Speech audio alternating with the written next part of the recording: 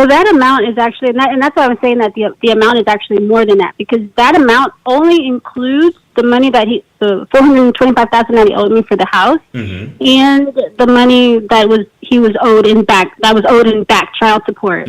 So that's a combination of the two. And get this though, because I know people are always looking at the interest and they're like, oh, look, the interest is so high.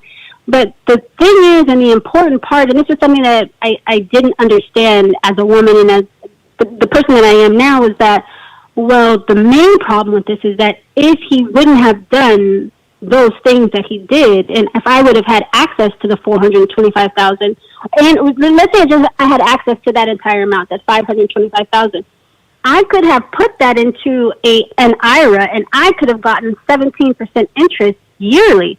So actually, even though that's money, 10% interest. Anytime you pay 10% interest every 10 years, that doubles.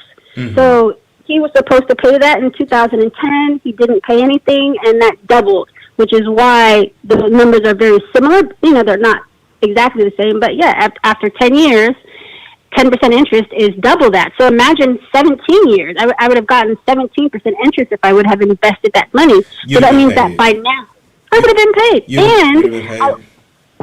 And I wouldn't have had to use my entire inheritance, over $900,000, to basically try to keep my kids in the same house, because I knew that house is now worth $5 million.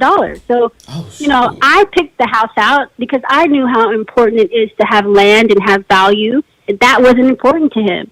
And I did everything possible that I could to save the house. So I know some people are like, that's a lot of money for having kids. I have spent so much money on the lawsuit that he caused because of what he did wrong, and $1.2 million is nothing. That's not nothing.